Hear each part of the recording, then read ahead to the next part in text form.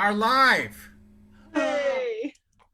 So, this is very exciting for me because I'm interviewing one of my international jazz teachers, Trudy Kerr, Hey.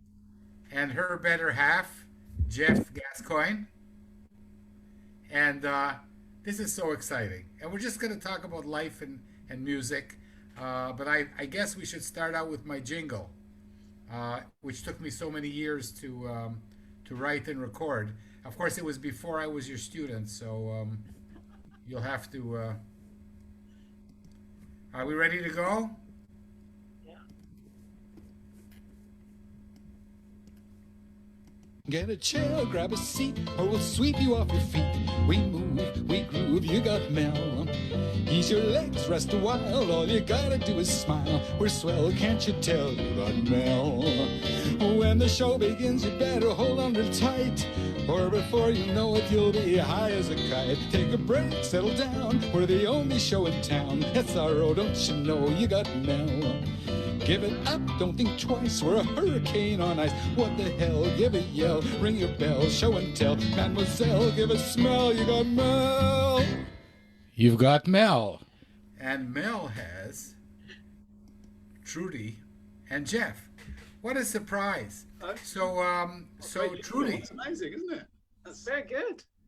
Oh, thank you. I like the way you rhyme smile with Mel at the end. Did I? You did, yeah. Smile, you got Mel, smile, yeah. It's all in the accent. It's good. Okay. Well, I mean, if you like it, I'm not sure I like it anymore.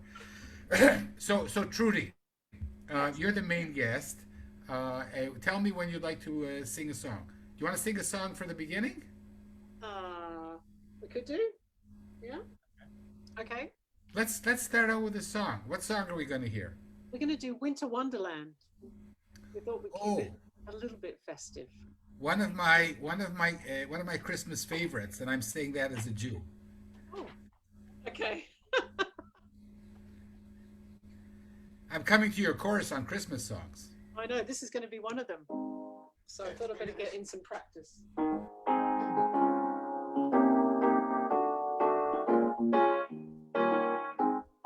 Sleigh bells ring. Are you listening? In the lane, snow is glistening. A beautiful sight. We're happy tonight, walking in a winter wonderland. Gone away is the bluebird, here to stay is the new bird. He sings a love song as we go along, walking in a winter wonderland. In the meadow we can build a snowman and pretend that he is Parson Brown. He'll say, I am married, we'll say, no man, but you can do the job when you're in town. Later on, we'll conspire as we dream by the fire to face unafraid the plans that we made, walking in a winter wonderland.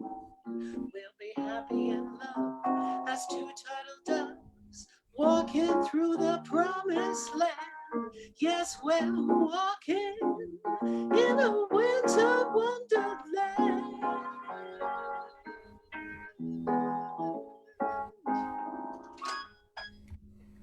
Yay. Bravo! Oh, I can clap. There's nobody else around here. That was so beautiful. Who wrote Winter Wonderland? Oh, is it on the chart? I don't know who wrote it. I've forgotten. One of my favorite Christmas songs. And when I was a kid, we weren't allowed to sing Christmas songs. Of course. So, I mean, it's not completely Christmassy, is it, this one? I mean, it's just wintry. Yeah, I mean, yeah, we didn't sing any of those songs. But now, You who's do. gonna stop me? Who's gonna Yeah. stop me? What's your I favorite? mean, I'm not gonna sing Silent Night. No, Um, you have, but the rest of the stuff, most of the songs were written by Jewish people anyway, they are. That's so about a true. Jewish guy named Jesus. Yeah, What a world! I know. Are we going to learn chestnuts roasting on an open fire? That's the plan, yeah. that is the plan. because Mel Torme, who co-wrote the song, his son was on the show. Ah, nice So one. I have to connect you guys. Sounds good. I played with him actually. I played With Steve? James. Steve March Torme? James, isn't it? His son is James. Oh, maybe he has several sons. I'm Oh, thinking maybe of he his son, has. I didn't know he Steve. had several. James Torme is the singer. Very tall, dark hair. Sings in the tradition of Mel. That's another Well, one. Steve is also a famous jazz singer. We'll have to Well, we'll I have to didn't know. we'll have to straighten this out. Maybe you can Google while I'm talking to Trudy here and sort it out. He's called Anyway, Steve, I suppose. and Mel Torme was Jewish again. You see, and the other guy was also Jewish. Trudy, start at the beginning. The beginning, You were born in Australia. I was, yeah, in Brisbane. In the Well, tell us 60s. about it. Tell us Um, about your life. How did you become a singer? I think all I ever wanted to do was sing. Really, there was nothing before that, so I didn't do something else first. I think I got into it. In fact, we were talking about this recently, because when I was really young, my mum and dad, they used to we used to go to my grandparents every weekend, every Sunday night it was, and we'd all sit around and sing songs. So it was in that sort of setting where no one was a professional musician or played an instrument, but there was just this atmosphere of everyone doing their thing. And I think I was involved in that, and I'd get up and sing. And from an early age, that sort of led me to, I think that would probably have been why I wanted to be a singer, I guess. I don't know, but because it's always been part of my life. Okay, and who did you train with? I didn't really train with anyone, to be You honest. like Ella Fitzgerald Well, and Billie that'd be Holiday. nice. That'd be nice. So I mean, I had some training. I think I had a few singing lessons, but I didn't study. I just started. By the time I was 17, I left school and I was performing professionally. I got a job gigging, and yeah. So at 17, that's sort of what I did for a couple of years, 2 or 3 years every night. I sang. So I was one of those people who learnt on the bandstand. And then later on, when I moved to London when I was in my 20s, and that's when I went to Guildhall and studied, and that's when I also met Anita. Oh, you met Anita in London. Yeah. Oh, Because I met her in Australia earlier. yeah, I was just gonna say she happens to be Australian, just like you. Yeah. She's not Australian. She's English. She yeah. pretends to be Australian. Yeah, well, she sounds Australian. But we met in a singing competition in Australia, and then we connected in the UK, in London. Yeah, That's incredible. yeah. So, and she sort of, I suppose it was maybe one of the reasons why I got into jazz, because of Anita as well. She, because I met her in my 20s, and she inspired me, and with all of her fast oobly dooblies, and that was maybe a reason why I decided to learn more about jazz. Hmm. And how did you get to Ronnie Scott's? Um, I was singing at a club called the 606 Club, Oh, that's also a famous club. yeah, in Chelsea, Hmm. and Ronnie used to come in every Sunday night and sit and watch the music in a corner table. I didn't know this, and I was singing. And I remember the club owner, Steve Ruby, coming over and said, "Oh, Ronnie said he liked your set. He liked your set." And I didn't really think anything of it. I just thought, "Oh, that's good." And then in the morning, I got a phone call from from him. And he said, "Hello, it's Ronnie Scott here." And I thought it was someone joking. Of course. And I was sitting there going, "Oh, who's this? Who's doing this to me?" And then I realized it was him. And he said, "We're going to book you at the club." And then his partner, Pete King, called me a couple of hours later and put the date in. So that's sort of how that happened, which was amazing, really. And you've produced about a dozen records. I have. I've stopped Yeah, counting. yeah. I think it's 12 or 13 or something. I'm not sure how many. Yeah, 12 and a half. one's still coming, I think. But yeah, so I've been recording, try and do different projects, because I always think if you're doing a project that it gives you something to work towards, you know, and you're learning new music and learning new skills. Yeah. And when did you start to scat? Me, I'm still trying to learn to scat, I think, to keep up with my friend, but it's an ongoing thing, isn't it? So I guess it's, for me, improvising, it's all part of the music, whether you're improvising with words, you know, moving words around, changing words around, that's sort of improvising as well as scat syllables. So, you know, I think for singers, you've got a choice, you know. I do a lot with lyrics as well. I like writing lyrics, and also, you know, improvise changing the melody with the lyrics as well. So tell us about Geoff, or maybe Geoff will tell us about Geoff. Geoff can tell us about Geoff. Well, I'm a musician too. I'm a bass player and a piano player and arranger, and I met Trudy at Ronnie's. I was in her trio playing bass the first time she played at Ronnie's. Yeah, he was. So that's how we first met, actually. So I was kind of reading your mind about Ronnie's. Yeah. You must have. Yeah. I didn't know that. Okay, go ahead. Yeah. So that's how we met. Yeah, but I was so I'm English. I'm from London. So I've been playing on the scene for way before Trudy was around. So I've just been a kind of working musician. I mean, I played with lots of people. I was with Georgie Fame's band for 12 years, and then I played with Jamie Cullum for 6 years, and loads of other things like that. And then I've made my own albums, and I make lots of different things. I make apps for iPhones. I make library albums, arranging. So, you know, I do lots of different things. What's it like, a musician being married to a musician? Works really well, I think. It's fine. We both got our own rooms here, and we both go to work. You know, during this lockdown, we both had lots of projects to do. You know, Trudy's been studying a lot with her masters and her ISO Sing and her online things. I've been in my studio in the other room, writing and arranging. I've made a couple of albums remotely with lots of people, and there's always stuff to do. So it's worked out all right. Yeah, we haven't argued.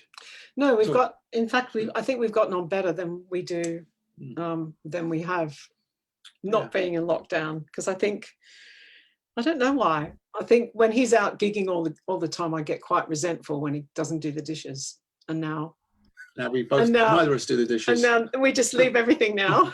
No one comes to the house, so it doesn't matter. Yeah. Yeah, it's been fine. Yeah, how was your lockdown for you then in Israel? Our lockdown is okay, but this program is about you guys. Oh, okay. Okay, so we're not allowed to ask you questions. Yeah, I'm a university professor. If you get me going, I won't stop. Oh, all right. Okay. So let me ask the questions today. Okay. Sorry about that. When you've got Geoff comes on the air, you can give me a call. I want to. But what I'm worried about is not doing the dishes. I'm worried about you guys perform together. You make records together. You gig together. Yeah. We've made quite a few records together. Yeah, I do. I mean, I do all of Trudy's arranging, and you know, we write stuff out, do stuff together, and come up with ideas. And I produce, and I do the mixing and all that stuff. You know, it's all the technical stuff I do. You know. So we've made quite a few records together, I think. Yeah, we did an album of originals, didn't we, as well, a few years ago. Ted and Gladys. We called ourselves Ted and Gladys. I don't know why we did that. We just did it. Because it was in the projects, it was TNG, oh, Trudy and TNG. Geoff, and then I said it's Ted and Gladys. Ted and Gladys. So I was Gladys and you were Ted. Yeah. And well, I would be very Gladys if you and Ted would sing us a song from the album. Oh, I don't think we could do anything. No, we're not ready for that one. I don't think we could. I'm just trying to think if there's anything on there that we could. So you do another Christmas song. What have you planned for me? I was just going to do a standard of some description. We're maybe going to do something that's got some scatting in it. Do But Not For Me. Yeah. Oh, I know that one. Yeah. Let's do that one. Let's do that. A Gershwin tune, Yes, it's a Gershwin tune. Yeah. one of the best. What key? I think we're in B flat. So I'll put the verse in, sing the verse, and also Oh, wonderful! the Chet Baker solo, and then just do a little bit of oobly doobly, if I can remember. Wow! Oh, okay. 2, 1, 2. Old man sunshine, listen, you never tell me dreams come true. Just try it, and I'll start a riot. Beatrice Fairfax, don't you dare ever tell me that he will care. I'm certain it's the final curtain. I never want to hear from any cheerful Pollyannas who tell you fate provides a mate. That's all bananas. Said in an Australian accent, they're writing songs of love, but not for me.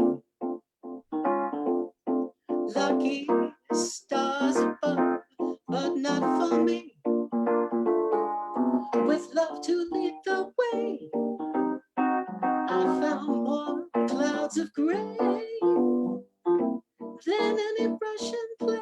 I could guarantee I was a fool to fall and get that way.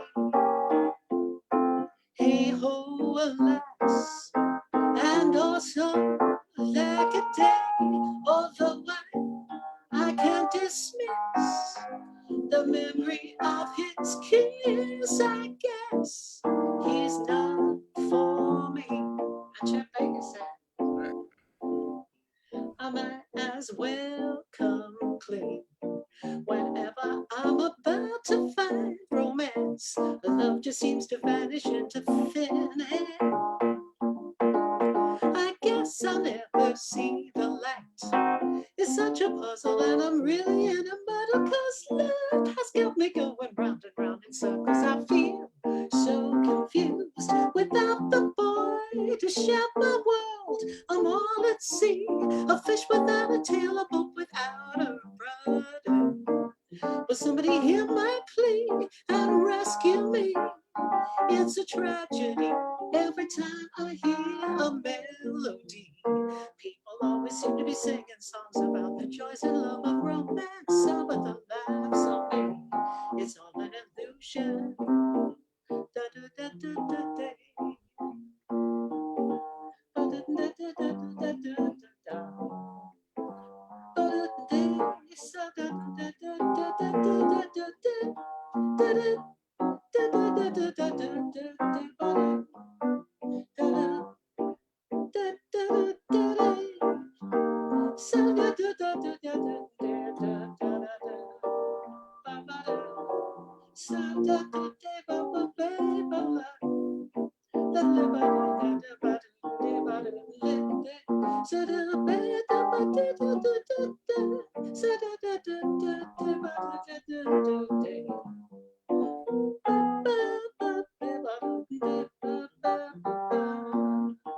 They're writing songs of love, but not for me. There's a lucky star up above, but it's not for me. With love to lead the way, I found more clouds of gray than any Russian play could guarantee. I was a fool to fall and get that way. Hey ho, alas, and also like a day. Although I can't dismiss the memory of his kiss, I guess he's not. No, no, no, no, he's not. I guess he's not for me. Yeah.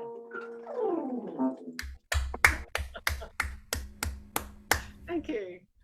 So that was brilliant. Okay, so I have several questions for you guys. Oh, If I were married to a bass player, I'm going to qualify that an upright bass player. I think that I wouldn't do anything except sing all day and play jazz. I think I would be like Coltrane. I would just, starve myself to death. Um, why do you guys ever sing and play, Geoff, when you're just on the upright? Yeah, sometimes I don't tend to play very much bass around the home, to be honest, anymore, because a lot of my time is taken up in the studio writing and arranging and doing all that stuff. But we have done some of that, yeah. Geoff has Yeah. recently purchased a ukulele, and so Been learning some baritone ukulele in the last few months. so he plays that, and I play piano and sing. So So we've sometimes done a bit of that, yeah. we have little jam sessions, sort of doing things that we don't normally do, I guess. Yeah. If that makes sense. In my life, everything makes sense. So what are you guys singing? Ukulele Lady on the baritone ukulele? Just playing jazz standards. I've learned to play, 2-5-1s and jazz stuff. Just strumming, just four in a bar, that kind of stuff. So Well, where is it? don't ask me to play it now. I think I just did. No, we're not ready for that. We're not quite ready for a public performance just yet. We'll have to practice. We'll do that. We'll do that for part 2. Isn't jazz being in the moment? Yep, it is. Well, maybe now's the moment. No. Okay. Another moment. Yeah. So I'm going to come back to Trudy now. Have you done a lot of singing, like duets? As in with Geoff, or no, other people? Other singers. Yeah, other singers. I did an album with an Australian girl who's a wonderful singer called Ingrid James a few years ago. Actually, we sort of grew up together in Brisbane, and we did because it's not that many people have done. There's classic Betty Carter. It's Betty Carter and Ray Charles. And Ray Charles, was it? Yeah. And there's a few with Carmen McRae as well. There's a few classic albums, but there's not that many 2 female vocalists. And maybe there's a reason for that, Mel. But Sure there is. but My next question. I'm just gonna shut up and you can just answer yourself. so yeah, it was good actually, and we did some beautiful arrangements of some great songs, and we did quite a few gigs together in Australia and over here, and it's great. I love singing with other singers. It's good fun. And Guys too. I don't know whether I've ever collaborated with too many male singers. I did a project with a guy called Mark Jennett actually. We did some songs. I don't know whether you know him. He's a great singer, and we did some gigs together. I haven't recorded anything, but yeah, we did a few gigs together, mainly 60s songs, and we did some Bob DeRoe, didn't we? And yeah. There's nothing wrong with 60 songs. I teach a whole. No, I was just thinking because it wasn't so much jazz. It was And you some did sing jazz. you sung with Bob DeRoe as well, didn't you? Don't Yeah. forget that. I've done the great Bob DeRoe. He was a friend of ours, so when he came over, we did some gigs with him. Well, listen. Now I'm a friend of yours. Yeah, I have anytime. a big birthday coming next year. Woo! So, And- where's and- the party? Are we traveling to Israel, to Tel Aviv? No, I think I was traveling to you guys. Okay, all right. I thought that was the plan. Okay, that sounds good. It's actually difficult. I performed for years with female singers, and it is a challenge. In what way? Keys? Well, name a key. Name a key. Yeah. Go ahead. Name a key. Well, a G. D. Name another key. Yeah. You have to be clever with the arrangements to make things work, work harmonies out. Yeah, but we have you, Geoff. Yep. Well, that's true. I have a big birthday next year. Okay, so my next question, I'm giving a whole university course now on why some popular songs are so good or whatever that people still sing them 90 years after they were written. And you've just given me an example. because they're but really not for well. me. It's about 90 years old. Yeah. And you know, most people sing. How many Gershwin songs do you guys know? Oh, I don't know. Quite a lot, Quite yeah. a few. Mm. Yeah. More than 50? Maybe not to sing, but know of. Yeah, sort of know some of. Yeah. Okay, but most singers don't know more than 20 Gershwin songs. But they wrote 500 or 1,000. It's amazing, isn't it? And then there were all these other writers who never got any radio play. So how do you guys explain why some songs become immortal? You know, they're in the Great American Songbook. They're our standards. We sing them forever. We never get tired of singing, but not for me. What is it that these songs have? What's the Because magic? there's a magic about when a melody and a lyric comes together, that if it's right, if it's timeless, and it's very difficult to achieve. You know, you say that Gershwin has written so many songs. You know, he's probably written three-quarters the amount of songs he's written were probably terrible or not brilliant. You know, so it's just those good ones that poke above. You know, and get noticed. But it's songwriting, because I've got into songwriting quite a lot in the last 10-15 years. I've been writing lyrics and songs as well, you know, and I know how difficult it is. You know, it's you know, when the inspiration comes, when you get a good idea for a lyric, you know, it might be a great lyric, but finding the melody that it goes with is really difficult. Or you might have a great melody, and then trying to fit a lyric into a melody is ridiculously. It's like a crossword puzzle, you know. And it's I love it. It's a brilliant challenge to do that. But sometimes you feel like you're trying to push a square peg into a round hole sometimes, because you're fitting syllables of words into things where they shouldn't really even go, you know. And when you get a marriage of a melody and a lyric together that works perfectly, you just think that is so simple, but it's so brilliant, you know. But you don't see that is probably taken thousands and thousands of hours of the songwriters who actually get to that point, you know. And it may have just been a minute of inspiration that happened in, you know. It's a bit like improvising, you know, because, you know, jazz musicians, they practice and you know, they practice licks and scales and everything like that off the bandstand, and then sometimes it doesn't actually go into their playing until years later. You think, oh, that's the lick I learned back in 1995, you know, and all of a sudden it's just kind of pops out, you know. It's like instincts or something. And I think that's the process of great songwriters. They work hard. They work really hard at it. And people like Gershwin and Cole Porter and all those Rodgers and Hammerstein, they would have just, it was a job for them, you know. They would just do it, bang, bang, bang. Yeah, but if you're now back to Trudy, if you're Ira Gershwin and you happen to have a brother named George Gershwin, Yeah. you're okay.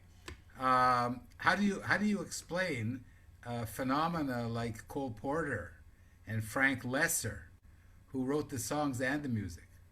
I'm going over to Trudy now. Yeah, I mean, I think that there's something that always, I must say, I love Cole Porter. He's probably my favorite, and maybe that is because he did both, didn't he? And I think that it is such a skill. But then you look at pop music, I don't know, it's such a big question, isn't it? Because then you think of the Beatles and more, you know, other bands. And Well, another example of that is I heard there's an interview with Stevie Wonder, and Stevie Wonder, for his famous Songs in the Key of Life album, which there's maybe 20 songs on there, he wrote 300 for that album. He had 300 songs, so he, you know, I'd love to hear those other songs, but that is just the cream.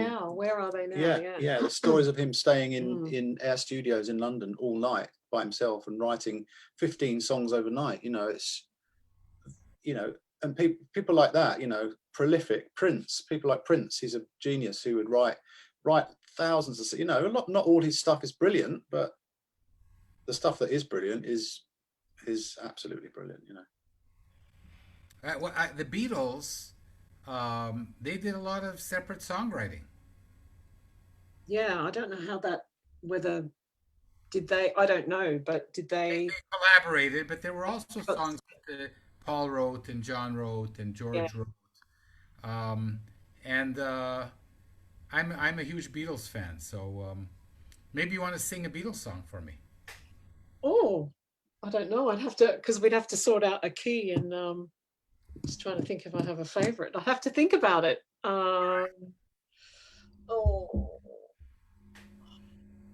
you couldn't you? You I could can play play. anyone, but I just have to think of one. Trudy, here's the thing. At the end of the show, I always ask my guests to pick a Beatles song Ah, and ask them what their favorite song is, and then ask them to sing it a cappella. And oh, most okay. of the people I'm interviewing are not musicians. They're entrepreneurs and scientists Oh, wow. and children's book writers. But with you guys, it's not being able to sing a Beatles song, it's picking one out of many that you just want Yes, to do. that's what I'm thinking. I'm thinking, which one? Which one do I want to sing? You know, so What's your favorite Beatles song, Trudy? I don't think I have a favorite one. I wouldn't say that there is. Everybody has a favorite one. Just throw it out. Probably, I love Here, There, and Everywhere. Oh, no.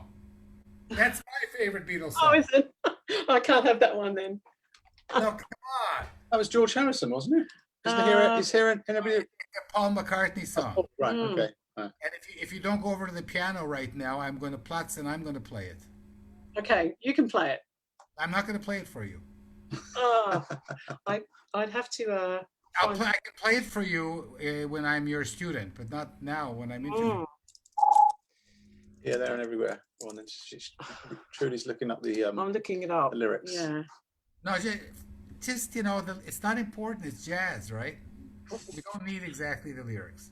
There's only 500 people watching. Doesn't matter. I know. Hello, everyone. Everywhere lyrics. There we go. Each day of the year, changing my life with a wave of his hand.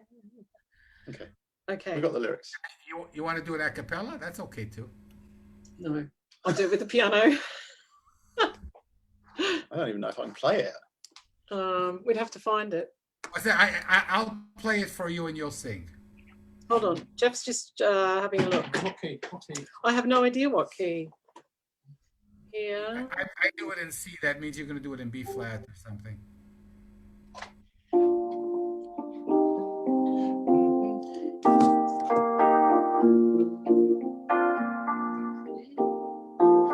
So what's that?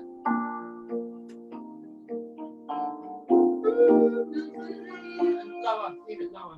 Lower.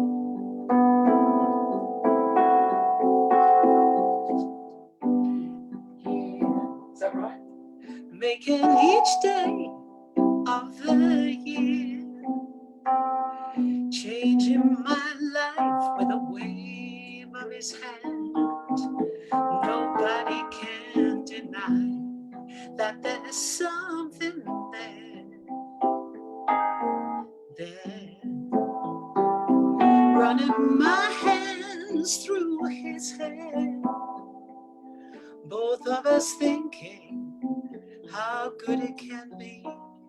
Someone is speaking, but he doesn't know she's there. I want him everywhere, and if he's beside me, I know I need never care. But to love him is to meet him everywhere, knowing that love is to share. Each one believing that love never dies, watching his eyes and hoping I'm always there to be there and everywhere, here, there, and everywhere.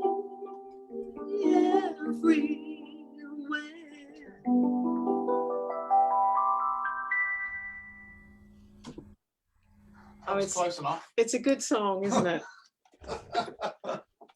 No, but I mean, like, this is the song that I love the most, and I don't even know why. Yeah. It's like what Jeff said. You know, there's something coming together of melody and lyrics. Mm. You can't believe how many brilliant songs they wrote, can you? It's just, it's mind blowing the fact how many brilliant songs came. I just gave a lecture about it last night. Did you? About the Beatles and scientists.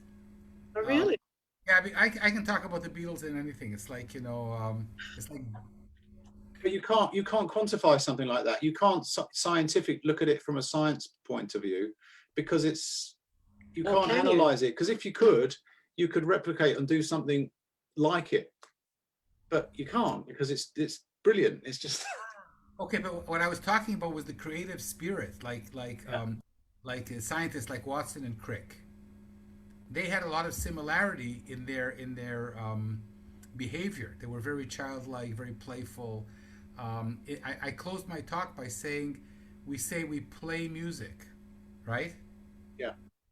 And we should play science. Yeah. Because when you look at science playfully, and it's okay to get things wrong. Oh, you know, we just played that weird chord. Yeah. But we didn't go to Juilliard or Berkeley, did we?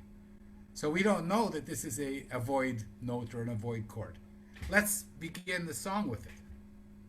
But that is the key thing about being a good jazz musician. You have to embrace mistakes. You know, as Miles Davis says, there's no such thing as a wrong note.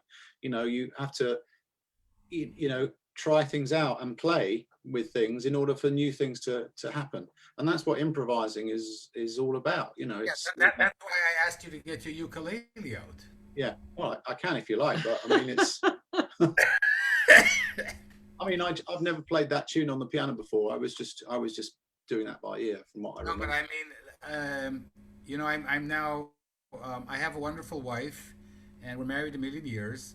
But I was jealous of Trudy before, for lots of things. Her musical ability, how nice she is, her hair. Yeah. But, you know, to be married to a wonderful musician like you, it's a good thing you don't sing. You're going to tell me in a minute that you sing, right? I do a bit, yeah. I have been singing lately. I've been writing. I've just written an album of singing groups, which I demoed everything. So I have been singing, yeah. Incredible. Not So very well. in the course I'm giving on what makes popular songs live forever, like some of them, Yeah. of all the parameters, and there's many parameters, what stands out in my mind is the story.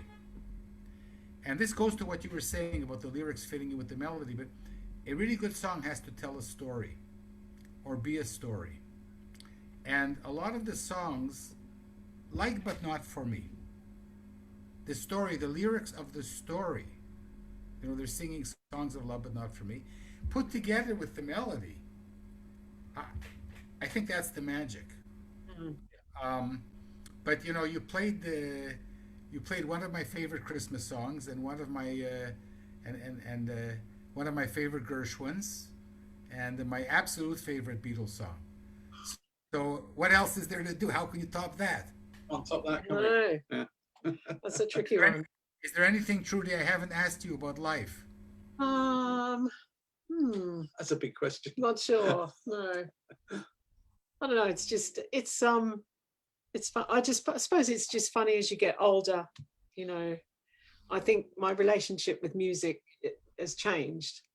I think that's something. I'm doing a master's at the moment, and in education, and that in music education specifically, and that comes up a lot. Just your relationship with music and how you see it, and I think for me it's changed.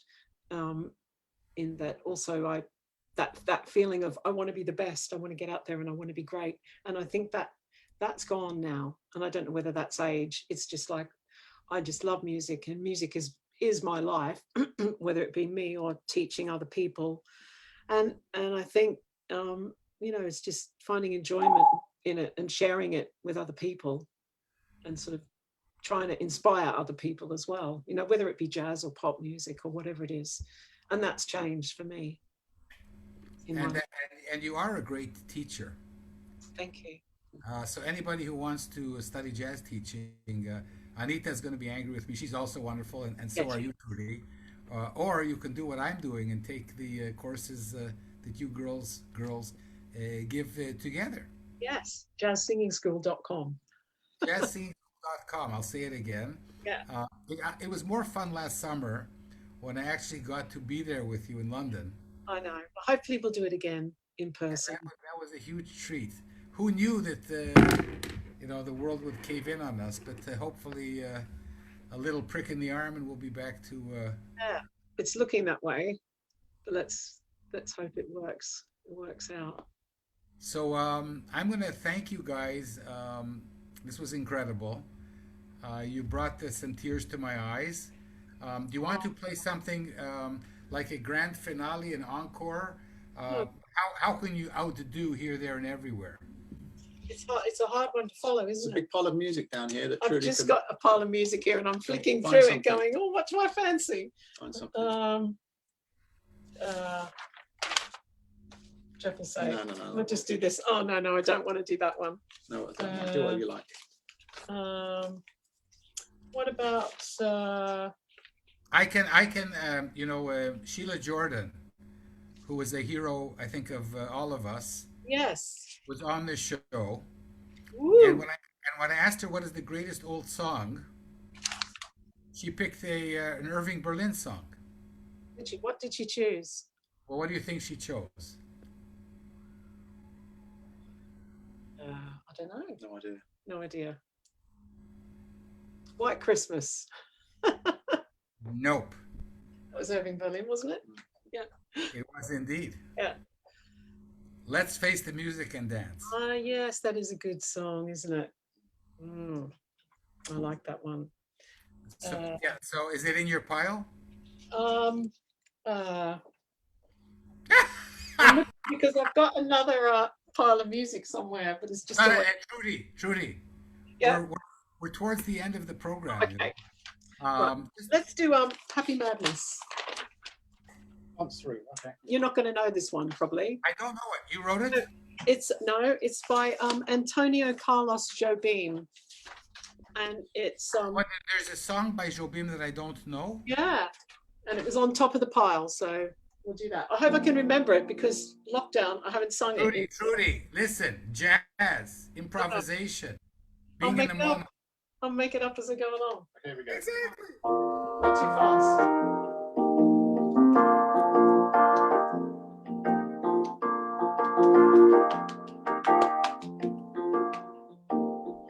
What should I call this happy madness that I feel inside of me?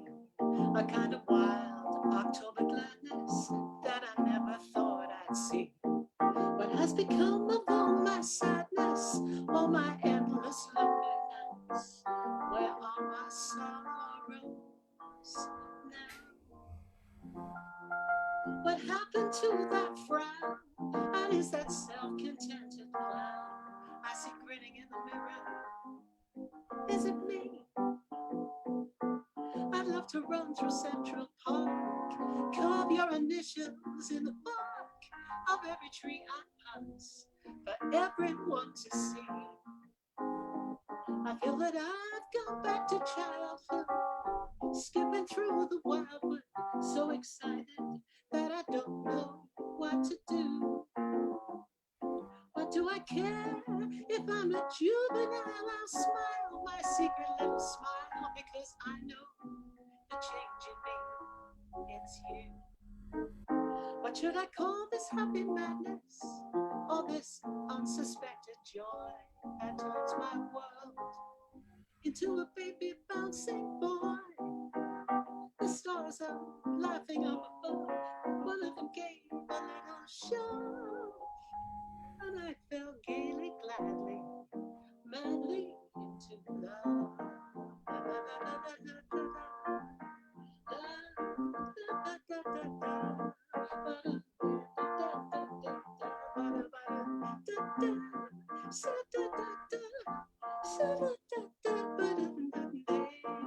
And I fell gaily, gladly, madly into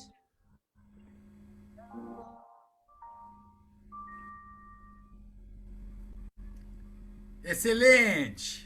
Ah, Muito obrigado. That was beautiful. A Jobim song that I don't know. yeah, the lyrics are by Jean Lees, and I think Frank Yes. Sinatra recorded it as well. But it's lesser known. It's a lovely song. Sinatra also recorded, I think, over 1,000 songs. But Yeah. how many do we remember? Yes. Listen, this has been incredible. It's like we're here in the same room together almost. I know, almost. Thank you so much, Geoff. It's wonderful to see you. Trudy, thanks so much. Thank you, Belle. Um, We'll see you on the and- Christmas course. Yes. Please don't tell my relatives. Oh yeah. Have a great weekend. Stay safe. See you next week. Thank you for having us. Bye. Bye. Oh, the joy was all mine. Oh, Lots of happiness here. oh, lovely. Okay, bye. Bye.